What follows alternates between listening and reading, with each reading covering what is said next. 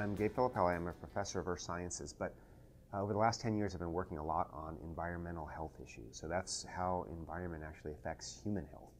My work specifically with lead and lead poisoning is to better understand why it is that some populations seem to be so vulnerable to lead poisoning. Lead is a neural toxin and a renal toxin, so it affects both the nerve system, plus it affects your ability to handle water, kidneys basically. Lead is always present naturally in the environment, but usually really, really low levels. It ends up like with a lot of industrial activities, we've concentrated lead.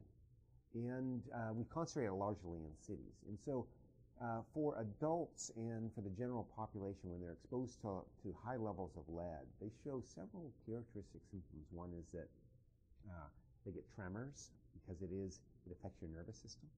You get tremors. You can get kidney failure, which is bad for anybody. There's this effect on cardiovascular system, so heart disease and high blood pressure.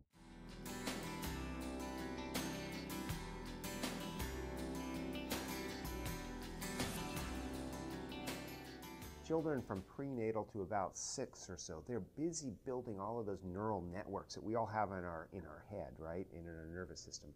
And when you get lead in your system, especially when you're at that age, when you're forming these neurons, the neurons form incorrectly. Because, not to get too technical, but lead looks just like calcium to your body. Identical, same size and everything. Calcium is really important for your neurons. It's what we call a neurotransmitter. But the problem is when there's lead there, your neurons form to the shape and charge of lead. Unfortunately, it's slightly different than calcium. So once it's formed that way, it's permanently formed incorrectly. So your nerves don't function right. And so that's physiologically why kids are particularly sensitive. I'm John Ellis. I'm a pediatrician. I've worked with the State Department of Health in the lead poisoning prevention program. Lead poisoning for children is a worse problem for several reasons. Number one, the same amount of lead is more, it's a bigger dose for a child because they're smaller than an adult. It's a problem because children are growing and developing, and lead interferes with the growth and development of a variety of cells, most notably brain and nerve cells, and causes a permanent injury wherever it goes.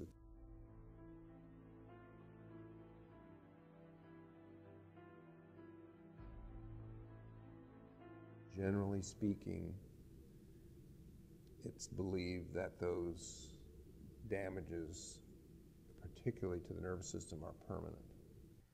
What that does is it puts them in a permanent intellectual disadvantage. So there's a very strong relationship between exposure to lead as a kid and lower IQ. First of all, they're less intelligent because they're not processing thoughts like they should be if they weren't poisoned as a youth. The other thing is kind of obvious too. You think about, in order to have attention to detail or attention to task, you have to have, your neurological system has to be focused on something and very consistent. When part of that's compromised, you lose that attention to task. And what we call that clinically is attention deficit hyperactivity disorder. So kids usually have really strong ADHD issues. So you think about this a little bit. If you lose some intelligence and you have a lot of hyperactivity or attention deficit disorders, you're not going to perform well in school, right? And so that automatically puts you at a disadvantage later on in life. You are much more likely to be in prison systems, incarcerated for violent crimes. That's likely because decision-making abilities and employment potential and education potential are so low for some of these kids exposed that they end up living lives of crime.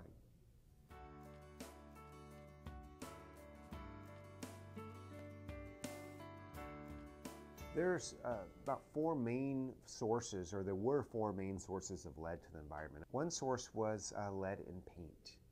Lead was used in paint for a very long time. Lead made very durable paint and very flexible, actually. We became aware of paint issues and lead poisoning of kids pretty early on. So lead-based paint is really, it hasn't been used in residential areas for about 40 years or so, 50 years. Lead was in gasoline. That was used from in the 20s until 1980. And then there was lead in solder and water pipes. And in fact, in water pipes themselves, there's industrial facilities that process lead smelting plants. And often they were in cities. A city like Indianapolis, for example, had several large smelting plants, which ended up emitting quite a bit of lead into their local environment, within a mile or two of these plants.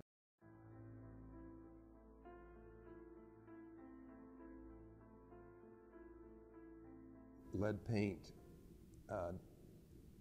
on surfaces ages. It tends to crack and chip, and it reportedly has a kind of sweet taste. So kids will eat lead paint if they have an opportunity. In addition, lead paint on, say, a window, when the window goes up and down, it turns